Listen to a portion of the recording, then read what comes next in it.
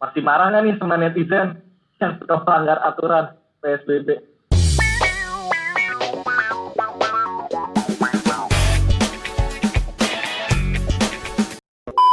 Hey ho guys, welcome back to Zona Nyaman. Nyamannya kita, ya di sini. Nah, untuk kali ini topik kita sangat seru karena kita akan belajar dari pengalaman para survivor COVID-19. Nah, sebelumnya kita mau saksikan tayangan video berikut ini.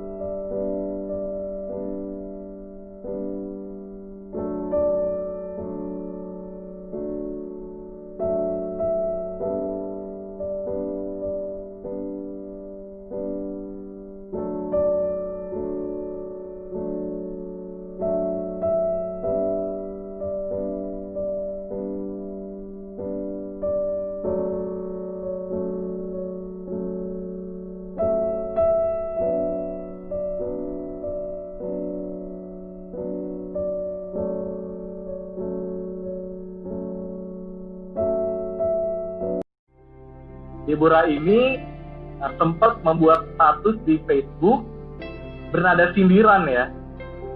Mungkin dia kesal terhadap orang-orang yang nganggep remeh virus COVID-19. Tapi seperti apa statusnya? Kita lihat dulu.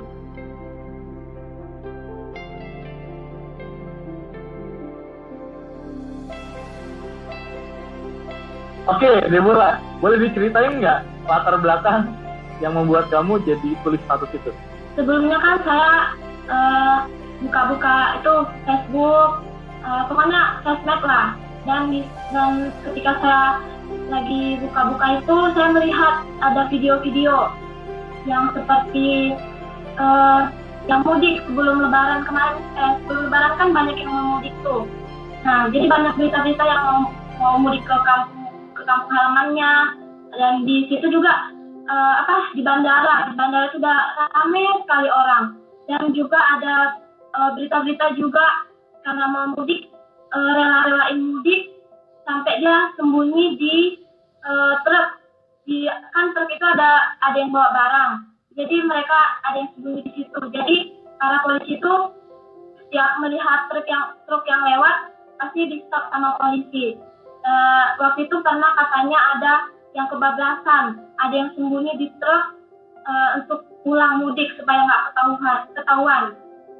Nah, saya keselnya itu karena mereka tuh kayak menganggap remeh hal virus corona ini, karena kan mungkin karena mereka belum ngalamin kali ya, mungkin juga karena satu hal juga mereka takut di sini, mungkin karena sini sudah zona merah, jadi mereka pengen pulang ke kampung halaman supaya menghindari. Tapi kan tidak menutup kemungkinan mereka juga bisa kena aja, tapi mereka nggak mikirnya, mungkin nggak jauh-jauh mikir gitu kan. Nah, saya kesal karena saya juga kan adalah korban ini. Jadi saya sudah mengalami gimana rasanya itu. Walaupun saya sendiri kayak terlihat siap-siap saja, tapi saya kayak nyesek melihat mereka kayak meremehkan.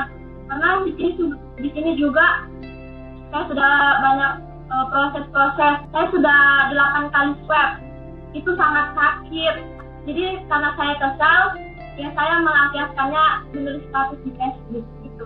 Deborah ini sampai 8 ya? 8 kali. Luar biasa ya. Dan kamu masih bisa bertahan sampai hari ini. Dan sahabat Zona, for your information juga nih, Deborah sampai hari ini masih ada di Wisma Atlet Kemayoran. Betul ya, Deb?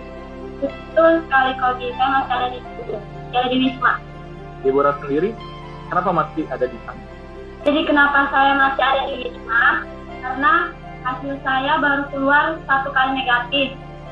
Sedangkan ada ketentuan dari pihak kampus saya dan dari pihak Wisma ini juga sudah ditetapkan harus 2 kali negatif baru bisa pulang. Sedangkan saya masih 1 kali, jadi maka saya masih ada di Wisma menunggu hasil yang terakhir. Kami pengen tahu nih Kak, apa aja sih kegiatan yang ada di sana dari bangun tidur pagi hari sampai ingin tidur lagi di malam hari? Jadi setelah bangun pagi, jam 6 itu sudah ada makanan, kami sarapan dulu. Sarapan, habis itu, setelah itu, waktu awal-awal baru kesini, karena masih ada teman-teman, masih rame, jadi kami berjemur. Kami sering berjemur setiap jam 10-15 menit.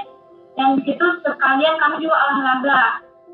Dan setelah itu kami istirahat di kamar, ada yang main seperti biasa, ada yang main handphone, terserah kita mau ngapain aja. Dan kadang juga tes, ada tes. Nanti perawatnya nanti chat kita, bilang ke kita kalau ada tes. Tapi itu nggak setiap hari tes. Ya kadang minggu sekali ada tesnya. Siangnya jam 12 kami makan lagi. Nah setelah itu seperti biasa lagi aktivitasnya. Baru nanti jam 6 makan lagi. Seperti itu. Kalau dari tes itu kalau nggak ada ketentuan hari apa, tapi itu nanti dari perawatnya sih kapan tesnya gitu, itu aja. Kita aja aktivitas kami di sini. Oh berarti berjemurnya itu nggak setiap hari ya Kak ya? Jadi awal-awal itu emang kami rajin, waktu baru-baru masuk ke sini itu kami rajin olahraga, rajin berjemur jam 10. Tapi lama-kelamaan itu kayak rasa malas gitu, jadi sekarang sudah nggak pernah berjemur lagi. Apa aja sih asupan gizi atau makanan ataupun vitamin yang diberikan kepada orang-orang yang ada di Wisma Atlet? Asupannya makanan, nasi, ada juga pisang, ada buah-buahan, pisang seperti pisang, karena juga ada pepaya, karena juga ada lemon. Jadi kadang ganti-ganti. Dan ada juga vitaminnya. Mereka yang sakit itu dikasih obat, tapi kalau kayak kita yang kayak kelihatan sehat, nggak dikasih obat. Paling di awal-awal doang waktu itu dikasih obatnya, tapi pas lama-lama nggak dikasih obat lagi. Oke, terima kasih Kak Debo. Tetap semangat. Gimana sih Kak Debo bisa berjuang sampai hari ini masih tetap di Wisma Atlet, masih bertahan, masih bisa lah ngikutin segala sesuatunya. Maksudnya motivasi kakak itu gimana sih maksudnya? Apa sih yang buat kakak bisa kuat gitu? Yang buat saya kuat itu ya dukungan dari keluarga, ada yang kasih semangat, dan dari diri saya juga sendiri kayak ngasih semangat juga dalam diri saya sendiri. Saya harus bisa sembuh, saya harus sukacita terus, berusaha kayak saya semangati diri saya sendiri. Dan saya juga kayak baca firman Tuhan, kayak ya kadang nyanyi-nyanyi juga, dengerin musik. Saya semangat ya karena dukungan orang tua, dukungan keluarga yang lain, dari teman-teman juga, dan saya juga semangati diri saya juga. Gitu sih. Wah, berarti Kak Debo bisa berjuang, maksudnya bisa bertahan di sana itu berarti karena pengaruh diri sendiri, maksudnya kayak kuatin diri sendiri sama gimana cepet selesai gitu ya Kak, cepet sembuh gitu ya Kak ya. Terima kasih Kak, semangat terus ya Kak. Dep, masih marah nggak nih sama netizen yang suka melanggar aturan PSBB? Jadi bagi kalian yang masih sehat, yang masih bisa beraktivitas di luar, jadi taatilah peraturan yang ada, karena setiap peraturan itu untuk kebaikan kita juga, untuk kebaikan masyarakat juga. Karena di mana juga masyarakat Indonesia, di Indonesia ini kan sudah banyak juga yang terpapar, sudah hampir 25 ribuan ya. Jadi kita juga sebagai masyarakat Indonesia, kita juga harus bisa menjaga diri kita sendiri. Setiap masyarakat Indonesia harus mentaati setiap peraturan yang telah dibuat oleh pemerintah, karena peraturan itu dibuat juga untuk diri kita juga, untuk keluarga kita. Setidaknya kita harus tetap di rumah, jangan dulu kemana-mana, jangan pergi jauh dulu, ya gitu. Nah sekarang dari teman-teman tim zona nyaman ya, ada nggak yang mau disampaikan? Tetap semangat, teruslah percaya bahwa Tuhan akan selalu menyertai kita. Dan yang paling penting, kiranya setiap perkataan kita semua itu juga kita lakukan. Jangan kita hanya menyuruh orang supaya kita jangan pergi-pergi, tapi kita juga melakukan. Kita jangan pergi-pergi, kita tetap stay at home. Kami mengucapkan terima kasih untuk Deborah yang sudah meluangkan waktunya berbagi cerita bersama kami di Zona Nyaman. Kami percaya cerita-cerita yang sudah disampaikan bisa mengingatkan kita yang masih berada di rumah untuk tetap stay safe, jaga kebersihan, jaga kesehatan, dan jangan keluyuran. Ya, tetap di rumah karena sehat itu mahal. Dan untuk teman-teman yang lain yang sampai hari ini mungkin masih berjuang dalam menghadapi COVID-19 yang masih dirawat di rumah sakit, tetap semangat ya, jangan menyerah. Kamu pasti bisa melalui ini, tetap berdoa dan andalkan Tuhan.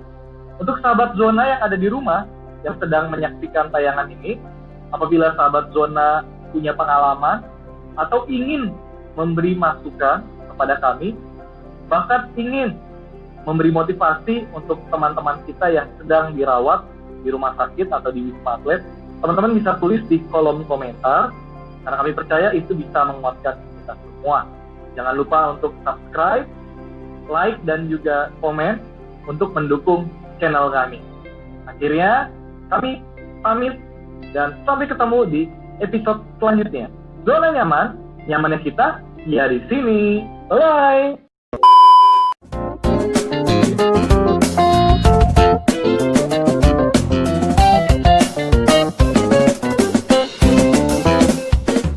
Zona nyaman, ya nyamannya kita, ya di sini.